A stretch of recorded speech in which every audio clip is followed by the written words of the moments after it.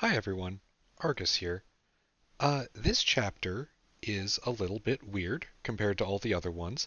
This chapter is a collection of documentation from within the Order, and as a result, it reads weird.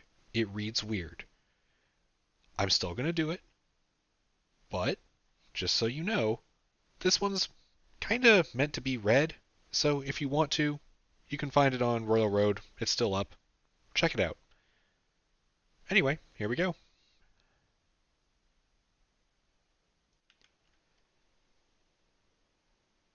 We were all in it together, though.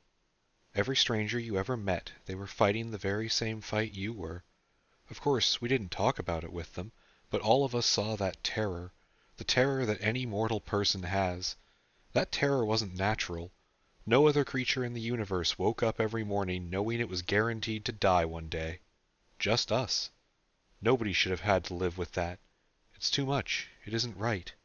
No one should ever have had to bear it. Jason Durabo, 17,776. The Daily Grind, Chapter 152. Order of Endless Rooms, Operations Manual, Section 4, Part 2, Infomorphs, Overview, and Broad Tactical Options. In light of recent events and ongoing research, this entry has been updated and is considered mandatory reading. Infomorph is the broad term used to refer to any non-corporeal life form that exists as a self-perpetuating thought or concept. This is left intentionally vague, and that is mostly because our understanding of infomorphs in general is vague as well. As our exposure to new forms of infomorph grows, it becomes important to recognize that our origin point for understanding them, those that come from Officium Mundi, is not baseline. They represent their own unique methods of creation and interaction, as all infomorphs do, and we cannot count on the things we have learned from our friends to apply across the board. There are, however, certain traits infomorphs have been shown to share. First, they do not exist independent from information. An infomorph of any variety requires, essentially, a place to live. Whether that is processing time on a living mind, within stored information itself, or tethered to a broader concept, infomorphs cannot sustain themselves outside of a safe environment any more than a human can sustain themselves while dunked in lava. Second, infomorphs come in several varieties. A list of those varieties appears below, all of them with unique capabilities and countermeasures. Third, infomorphs do not follow the same rules for personhood that a physical entity does. An infomorph could be created as an intelligent solution to a single problem and never grow beyond that, completing its task and then silently fading away. Or an infomorph could be created as a fully formed person, or, more commonly, as a non-person that grows into a thinking, feeling creature through repeated peaceful contact. Fourth, humans, and most other life that has membership in the Order, have no natural defenses against the majority of common infomorph assaults. A list of known infomorphs and their potential countermeasures is as follows. Assignments: Origin, Officium Mundi. Life cycle: non-person at creation, grows with contact or fades over time. See Section 4, Part 2c, Curious, for a major exception to this. Habitat: living minds. Diet: structured information, actions that rearrange structured information, memories. Description: assignments were the earliest discovered infomorphs, and the change in their description is recent. An assignment is created by shaping a directive and is then pushed into a single target mind, where it influences the behavior of the target toward the directive. A directive is a simplified instruction, usually best formatted as "Don't do X." Non-person assignments do not spread to other individuals. Impersoned assignments can with mutual consent. Note that consent, on the part of the mind in this case, simply refers to thinking about the infomorph. An assignment is not stealthy. A mind that has one operating within it may not be aware of the assignment as an entity, but is aware of the artificial nature of the compulsion.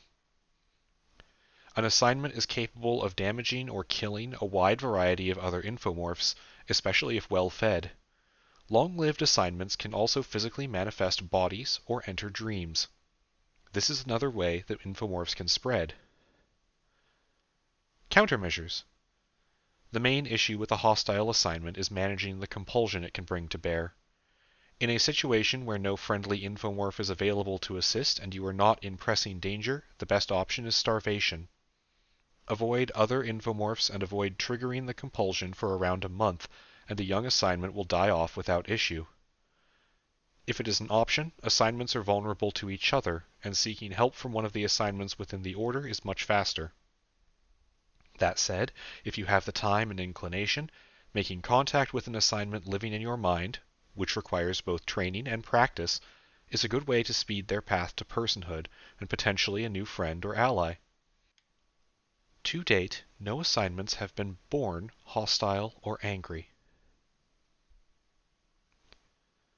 Cover-ups. Origin, Officium Mundi, possibly dungeons in general. Life cycle, does not appear to grow to personhood or change from creation at all. Habitat, physical space, investigation ongoing. Diet, memories, suspected. Description.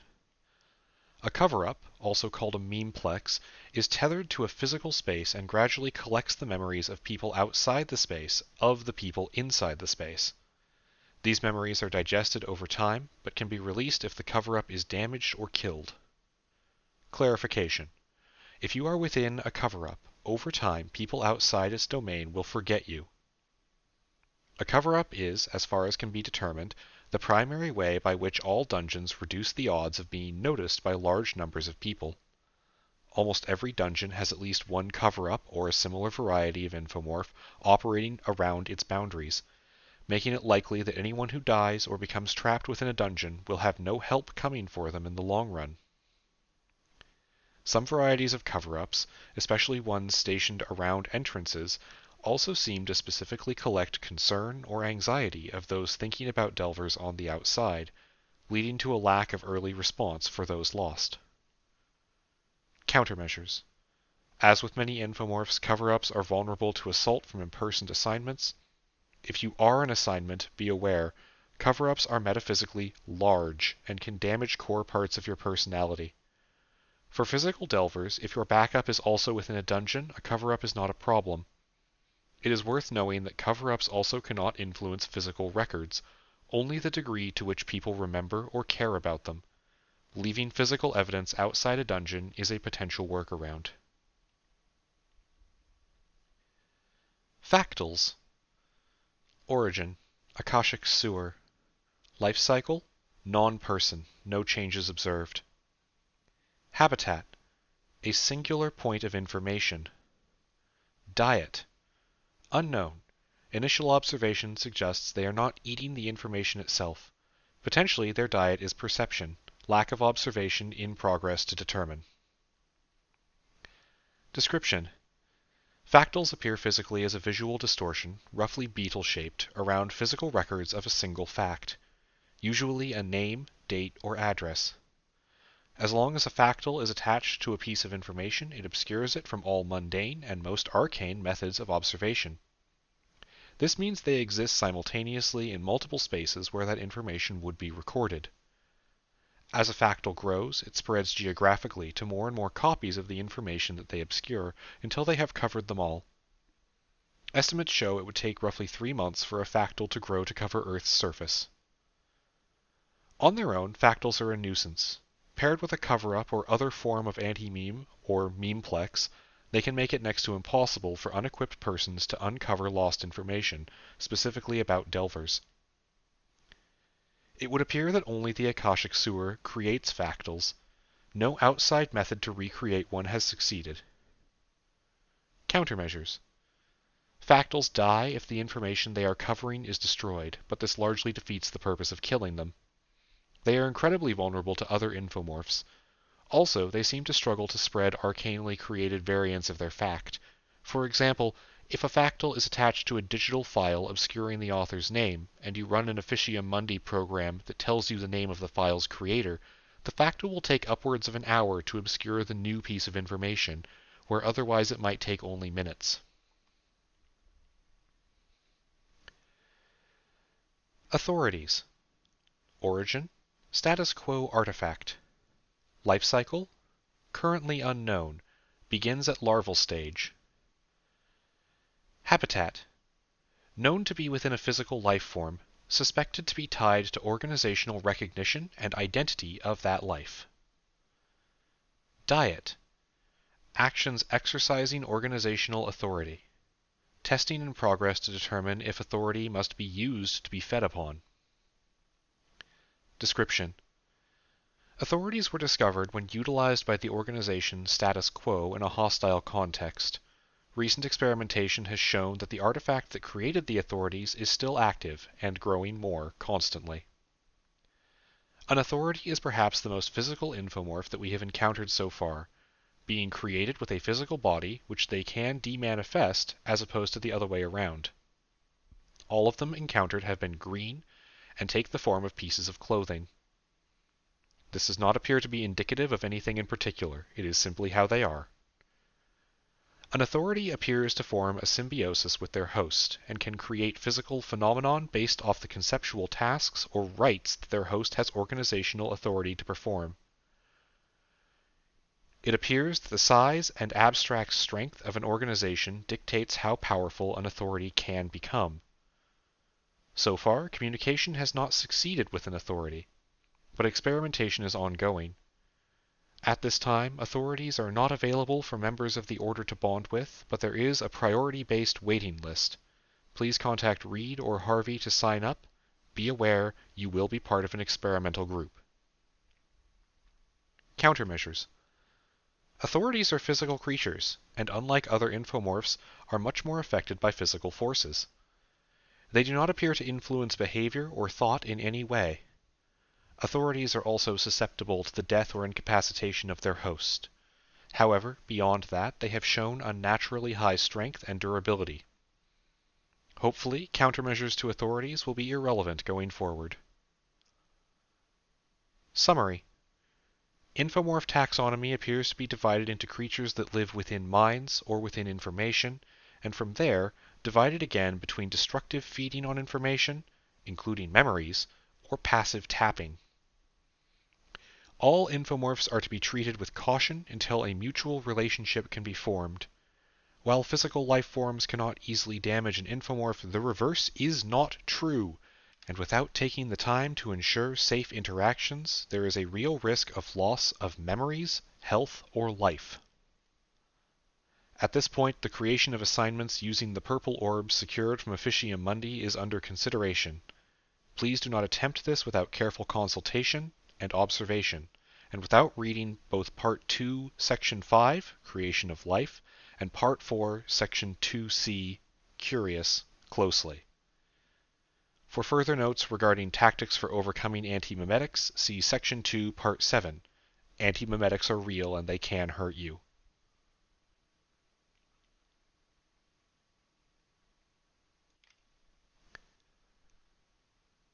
Blue Orb Absorption Lessons. This Wednesday, 4 p.m., Basement 3. Tear ticket to indicate interest. Flyer on bulletin board lobby, posted by Alex W. 1 ticket remaining, several tickets removed with fang punctures. What's this for? A/W. It's a research thing. Don't blame this on us, it's from construction or something. Signed, Reed. Don't worry about it. But what's it for? Bill wants to know. Guys, am I allowed to go past this? I have work to do. A series of handwritten notes on piece of printer paper tacked to a wall over a line of red electrical tape running across the floor. Multiple authors. Response Daily Log. Notes. June 3rd, 2021. Calls taken, 231. Calls responded to, 110. Responding breakdown.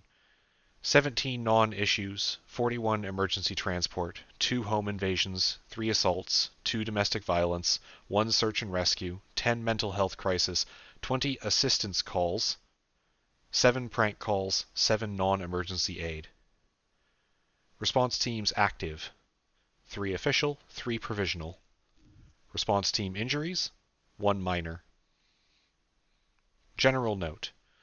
A large number of calls today from teenagers asking if we were real. The majority of those calls ended in asking us to teleport to them, requests denied. Obviously.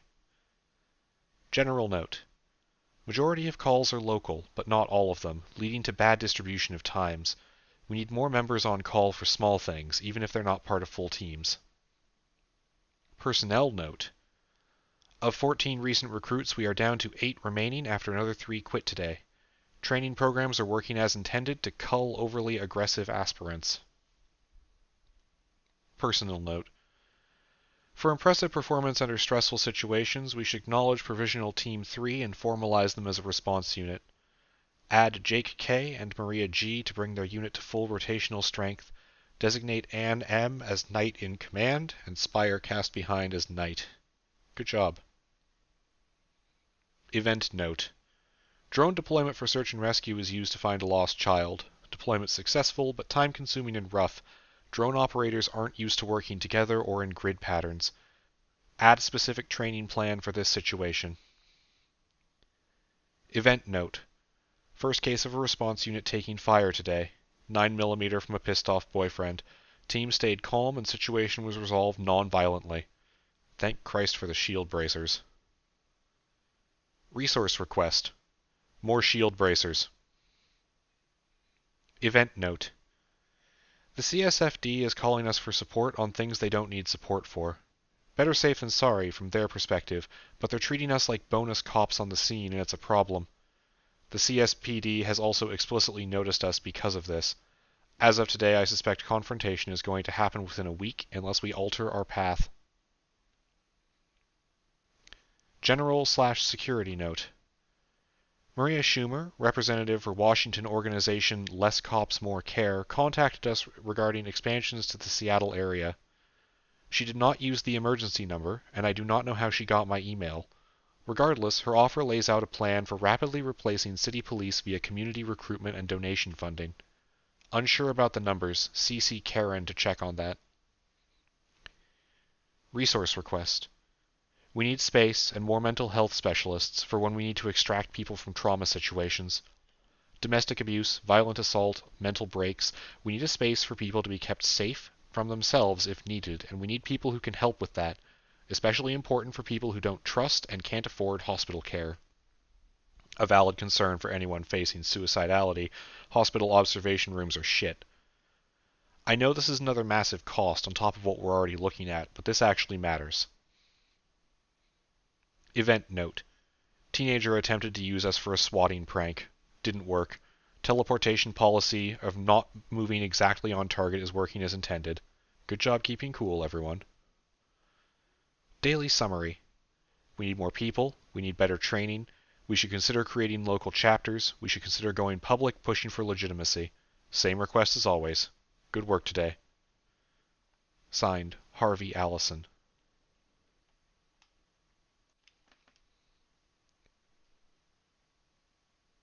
Machine currently accepts only $1 gold coins or loonies.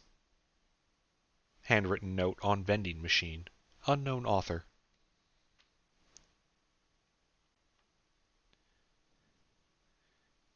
Email to Deputy Director Duchen, C_Duchen at FBI3.gov, from Decay, LIVI24AAX4 at yesmail.temp. CC, Office of Insider Threats, Department of Information Technology. Subject, Case Update, OOER. The Order has continued to expand their operations, though not outside of what was already decided to be acceptable. They are almost insultingly upfront on what they consider to be counterintelligence operations, and in my opinion they lack the capacity to hide any larger plans that haven't already been openly discussed. Their response program is worrying because it is showing itself to be effective. What was initially thought to be their group play-acting at being heroes is turning out to be a prototype of a potentially large-scale replacement for local law enforcement groups. Their report logs are attached for review and assessment of if this represents disruption beyond what is acceptable. Their funding appears to be coming from a renewable supply of precious metals. I've consulted with the white-collar department, and they say it shouldn't be enough to flood the market yet, but that's a big yet. Debt requests we be allowed to take a cut of the resources. I request you say no. On that note, I would like to remind everyone again that non-human, non-physical creatures do exist and can hurt us, and that the analysts that are supposed to be looking into this have once again stopped returning my emails. If this keeps happening, I'm going to let debt eat their credit scores as a warning. As for my updated assessment of the situation as a whole, things are going to get out of hand quickly. The Order is unintentionally creating a culture that doesn't respect normal power structures and has the firepower to back that up. I sincerely doubt they would initiate violence, and I don't think we need to worry about them taking terrorist actions at present, but their plans are going to cause disruptions, and those disruptions will lead to loss of American life and should be critically looked into. Files are attached for the Insider Office to look over. My recommendation is to use soft pressures to destabilize and break up the organization over the next year or two. Evidence shows that direct confrontation won't work on them, and they're only getting tougher as time goes on. Personally, I'd like to request a raise. I've put in more field work here than I have in the last 6 years working white collar. I'm a desk agent, not a spy. It's already enough of an effort to make sure they can't read my emails. Det agrees with me about the raise. Tiffany Decay. Email to JP, jamesbondxp@ooer.mail. From Karen Ward, K_Ward@ooer.mail. Subject: Decay. Your new girlfriend is suggesting that the Order be broken up to her bosses and thinks we're all idiots. Be aware of that. Also, unless she's putting substantial effort into a double bluff, the organic program feeding us her communications has gone undetected. Still no mention from her of the Skulljacks. She must know by now, but I think even she understands that's too much power for a government to have without safeguards. I find myself amused that this woman can practically live with us for months and still thinks the culture the Order curates is an accident. James is many things, but lacking in vision is not one of them, and his efforts to imbue our membership with his anarchist ideals is startlingly effective. More so, I admit, than I initially expected to be possible. Small things add up, it seems. I won't take too much of your time with this tangent, but you've known James longer than I have, from before all of this, as it were, if I understand correctly. Is there anything in his ideology that's going to be a problem for us? Already I can see the lack of focus on structured leadership and the over-reliance on technology could be issues, but aside from those, are there hidden parts to his way of thinking? It is already apparent that the man has a disdain for power structures without specific and useful purposes, and he is unwilling to use violence to solve problems when creation serves the same goal. My research shows this is typical of modern-day anarchist movements, which, I admit, was a shock to find. Perhaps I'm too used to hearing the word as an insult and not having it as true meaning. Regardless, I won't take more of your time. This email is to inform you that now might be a good time to consider severing our arrangement with the FBI, or to go over Decay's head and preempt her recommendations. I leave that choice to yourself and Mr. Masali. Regards, Karen Ward. Email to Karen Ward, K_Ward@ooer.mail. From JP, jamesbondxp@ooer.mail. Subject: Decay. Yep. Sent from my iPhone.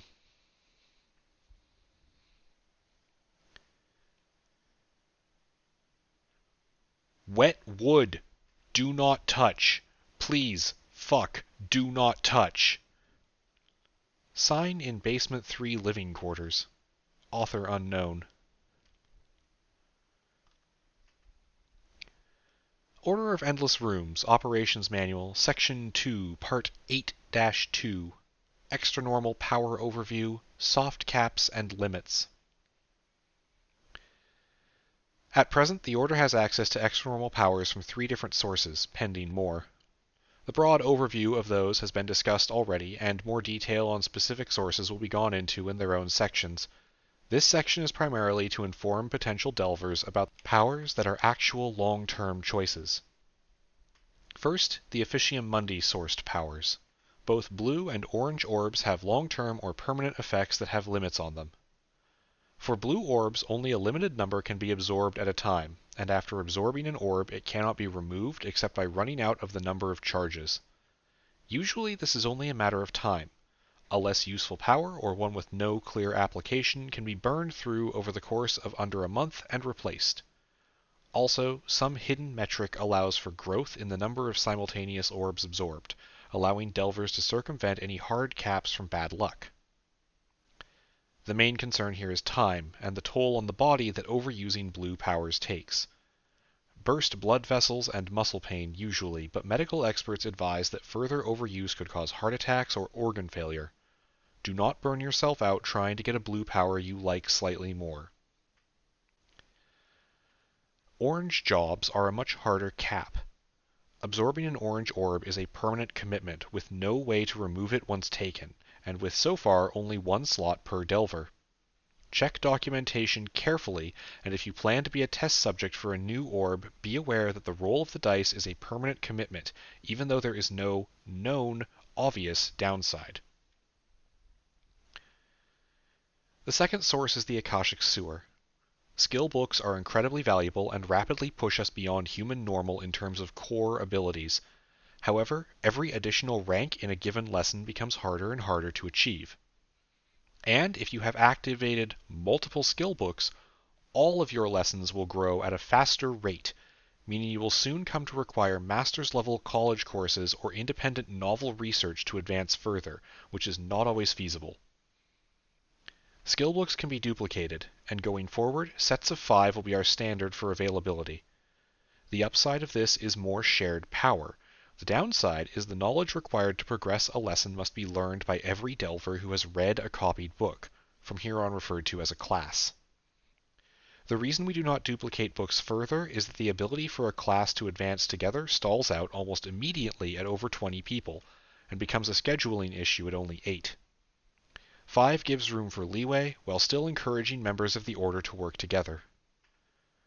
Finally, the equipment liberated from status quo. Most of this has been duplicated in some way, with original pieces in operational use. There are 2 limits in place, one for each category. For freshly duplicated pieces, they often simply do not have the needed abilities to be useful. They require a certain number of activations before new abilities unlock, which can take a very long time to grow a piece into something viable for fieldwork. This leads to the second consideration: time. Abilities are on fairly substantial cooldowns, and only a finite number of charges can be banked at any given point. Original pieces have lower cooldowns and more available charges than duplicated pieces. However, duplicated pieces have far, far lower requirements for advancement, and if development continues on a steady path, will eventually have cooldowns measured in minutes, not hours. This process will take years of constant methodical use, however. Be aware, as members of the Order, and as delvers in particular, you may be exposed to choices that do not seem like choices at the time. The powers we take on are valuable beyond anything known on Earth, but they are often permanent additions to ourselves, and we cannot undo them every time. So far, no single power has had a permanent negative impact on anyone, but that doesn't mean there isn't a certain amount of regret at choosing to roll the dice and getting something that seems pointless. Testing the unknown is always valuable, and for those that do, those explorations are critical. But as we learn more, we can offer real choices to each other based on information and plans for a long and bountiful future, and we should take advantage of that. We are standing on each other's shoulders.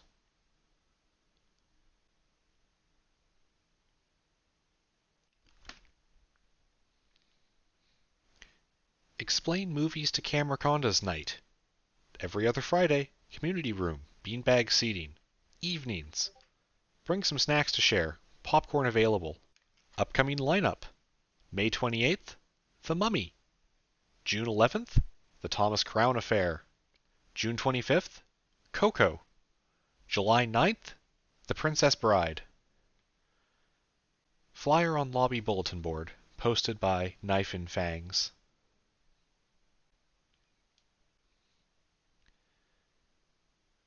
This concludes the anti-memetics briefing. Last and only slide in a PowerPoint presentation left on in the empty briefing room. Order of Endless Rooms, Research Division Records. Abstract and Summary of Cancer Removal Orb, Test Run 3. Abstract. It is incredibly useful when working with magic to know up front that what we are testing does something. Whether or not it works is not in question. The question is, what exactly does it do? Does it differ from person to person, and can it do what we want in the worst of circumstances? This round of experiments seeks to test the definition of cancer as used by Orb P-29, with assistance in finding subjects for clinical trials from Dr. Nikita and the Radiology Department of Providence Hospital. 22 individuals were selected to receive treatment.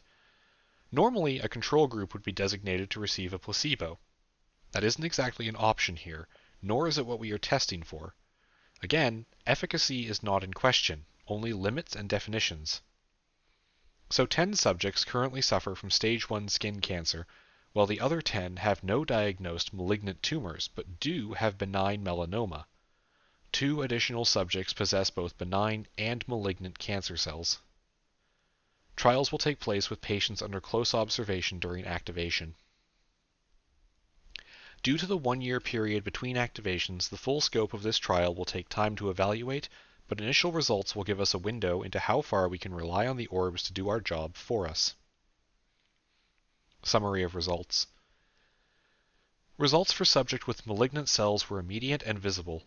As has been noted in previous tests, matter is seemingly removed from reality altogether, with flesh and blood vessels repairing themselves around the damage, but not filling the missing space immediately. Concerns about this have been brought up in both previous tests regarding long-term health and require further study. Patients in this trial do not appear to be at risk, but will stay under infrequent observation for the next several years. Results for subjects with benign growths were negative. Subject weight also remained entirely unchanged even when using the orb. Exception: one patient shifted weight which caused unreliable results. This points to a complete lack of triggering of the effect. It is still unknown at what threshold Orb P29 designates a growth as cancer, but this does highlight at least that our next round of tests should be to determine that fact specifically. The reality is there is no shortage of willing test subjects. The final group, which was more difficult to find local participants for, experienced loss of mass in both benign and malignant cells. Again, further testing is required, and we may need to cast a more public net to find subjects of the right category, but Dr. Nikita's working hypothesis is that once a specific cancer is targeted, it is destroyed thoroughly. If this can be proven as true, then it is a best-case scenario in terms of eliminating the cancer entirely and not simply putting a patient into repeated remission. Even still, this test does indicate that Orb P-29 is operating with a real-world heuristic on the nature of what cancer is and what it means to remove one. Concerns. There is no easy way to test to see exactly when the effect triggers on a subject. Metastasis obviously needs to be present and have reached a certain threshold, but the actual limits of that threshold are unknown, and without large-scale testing and access to practical time dilation, there is no feasible way to understand the limits. Trigger conditions do not map to accepted medical labeling in regards to the mass required before a growth is labeled a tumor. Either the effect is not using common medical definitions, or it is affecting undetected cancer within each subject. The 1-year cooldown timer has not been confirmed on its operation, and will not be until at least 2 years from present testing. Attachments: body mass before and after, chart, patient medical files, personal information redacted.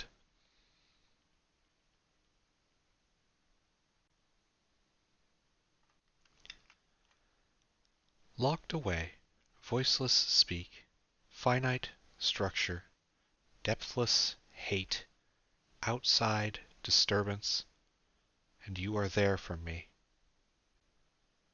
Camerconda poetry, carved into the underside of dining room table by frequency of sunlight.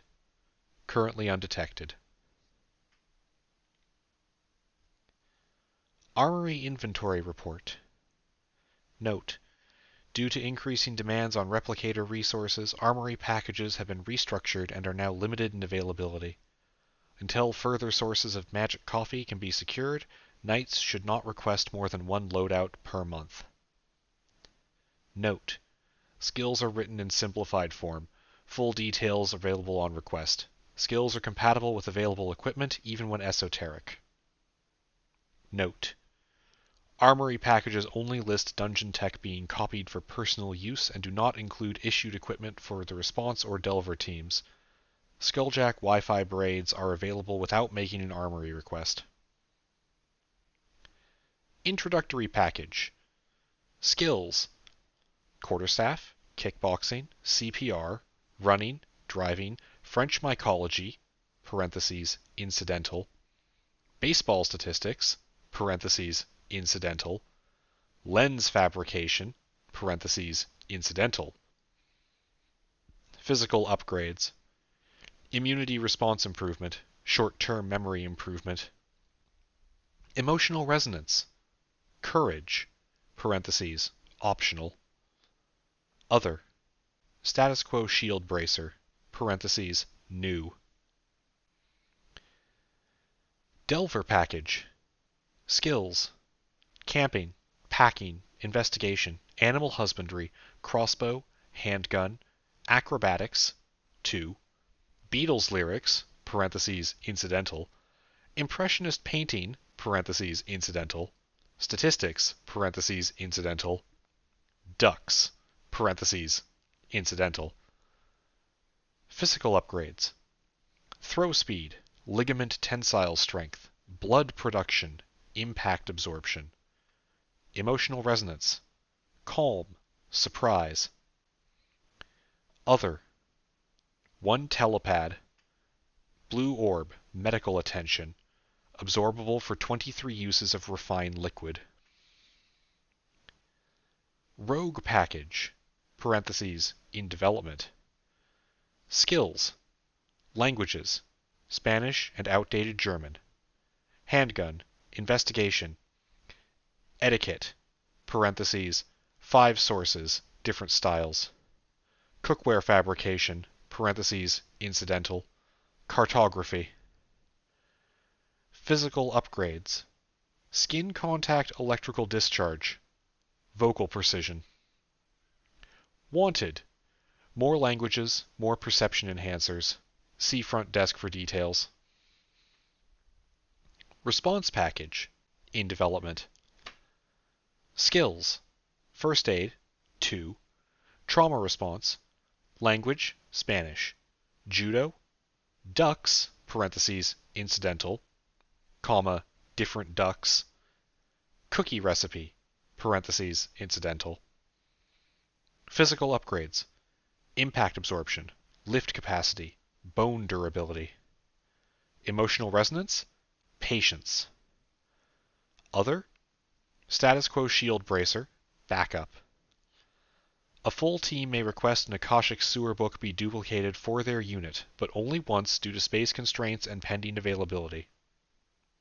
Wanted: persuasion, therapy, or other forms of de-escalation ability, durability-based purples.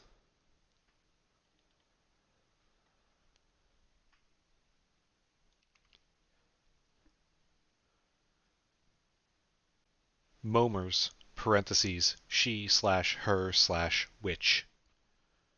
I'm not trying to diss you guys or anything, I'm just saying our team, the unprofessional team, found our dungeon already. I mean, we found a thing, probably, which only one of us can look at and actually remember, but it is there, and we found it. I think this means you owe me an apology for the comment earlier about our group being lazy. Dave (male, knight). Absolutely not. Momers. Because, and again, I'm just sort of assuming here that Stealth Mountain is at the very least cooler than whatever you found so far. Also, I've been walking so much. God, all the walking. My feet ache. Do we have an orb for foot stuff? Momers. Do not answer that. Momers. Anyway, it's sleep time here, which is why I'm still up and on my phone. How's your very professional squad doing on your end? Is Texas still Texas? Dave. Doing a stake out of the chemical plant. Dave. Stake out. Dave. There's some utter agency or order or something around here. Dave. Confirmed dungeon though, so shut up. Momers. Well, ass, I wanted to be the winner of this race. Dave. I'll bring you a souvenir from the dungeon that has a door and not a ghost mountain. Dave. Contact. Gotta go. Be safe. Read. He/him, researcher. I let you give me access to this channel because I thought it was for specific emergencies and you woke me up for this. Momers. No, it's sleep time here. Read. I'm 23 years old, addicted to energy drinks, and I live in a basement. It's sleep time when I fucking say it is. I'm muting this channel and going back to bed. Momers. But what if it's an emergency? Momers. Read? Read. Momers. Damn it. Order of Endless Rooms discussion server. Channel. Secret emergency stuff. Order of Endless Rooms Operations Manual, Section 4, Part 2-C. Curious. In the summer of the Order's first year of existence, we made a slight mistake. If you've read this far comprehensively, you have probably already noticed by now that the magic from Officium Mundi has a stark contrast to the magic from every other dungeon we've encountered. Each individual piece of it contains the potential for multiple uses. 4 at most, so far, that we are aware of. This gives a single prize from the office a startling degree of flexibility in how it is applied, and it comes with a specific worry. The uses of the orbs are, in many ways, each a facet of a single concept. When you crack a yellow for a skill, or awaken something inanimate to life, or absorb one of the world's most extravagant energy drinks, you are tapping into the concept of time. Time living, specifically, or at least, that's the mental image that works best when absorbing them. But that leads to a question. If each use is one part of an orb, wouldn't it be a lot nicer to use the whole thing? It's like eating a slice of apple and tossing the rest of the apple. It's almost certain that's what the glitter dust that comes out of them is, when you crack one. The purple orbs are useful for improving physical forms when cracked, creating assignment class infomorphs when used to give life, and have unknown absorb and totem functions. When the research division, then mostly just 5 people with more dangerous artifacts than safety protocols, were asked to figure out how to create an infomorph with the purples for the first time, they ran through a surprisingly long list of options. None of them worked, and we now know how to give life to an assignment. But whatever they tried last did something else. Due to a series of coincidences in how they designed an incubator for the orb, how they contextualized the process of creation, and a complete lack of regard for OSHA regulations, it is believed that a situation was created wherein a purple orb was simultaneously generating life, being absorbed, and being utilized as a totem. The full long-term effects of this event are still not known. It is entirely possible there are whole people who were fully erased from the collective knowledge and perception of reality. It is very likely that the entity that was created as a result of this caused a distortion that was visible to anyone who was looking. It is also possible there is a lingering physical or metaphysical damage to the space around or in the lair that we aren't fully aware of. We have rechecked the green orb effects, as well as the physical structure, but again, we have no way of knowing what happened fully. It is equally possible that all of these guesses are just conjecture and are incorrect. What is known is that something emerged from the process and made contact. The entity, which named herself Curious, rapidly grew to the point that it would be not unfair to refer to her as a minor god, both in terms of power and physical form. She did have a physical form, albeit one that did not seem to fully manifest in the real world. There were also questions, which were answered as best as possible. And then the entity, Curious, died. Going off of what we now understand and what was learned from Curious herself, the entity that was created was undergoing a form of upward feedback loop. She did not stop growing and could not stop expanding and would eventually collapse under its own weight, either literally or metaphorically. The damage that would be caused if it continued would have been catastrophic. In light of that, and having heard the answers to the questions that she had to ask, Curious made a conscious choice to suicide before an extinction scenario began taking place across the planet in her shadow. Creation of assignments from purple orbs is safe. Use of other totems is safe. Cracking basically any orb is safe. If the user is either not thinking about it or contextualizing the act properly, every known function of an orb is safe. It is only when we fail to understand what we are doing and fail to take reasonable safety measures that we risk situations like this. Curious, as she was leaving us, asked that one day, when we knew more, when we were better and smarter and more capable, that we remake her, properly. It is a mystery what a proper version of something like that would be, but, as she was an incarnation of curiosity and of knowledge, it is a reasonable assumption that it will be safe one day. If we can understand more and use it better. If we don't wipe ourselves out before then. If you have been directed to this article by someone who has read it, there is a good chance you are asking the question at the beginning. Why not use every facet of the orb? Well, here's the answer. We aren't much about telling people what not to do here at the Order. You are not children. Even if you literally are a child while reading this, odds are good you are not here because you lack perspective, and a command to avoid something isn't going to work forever. So instead, here is the lesson. Learn from it, and do not repeat the same mistake. And one day, let us be good enough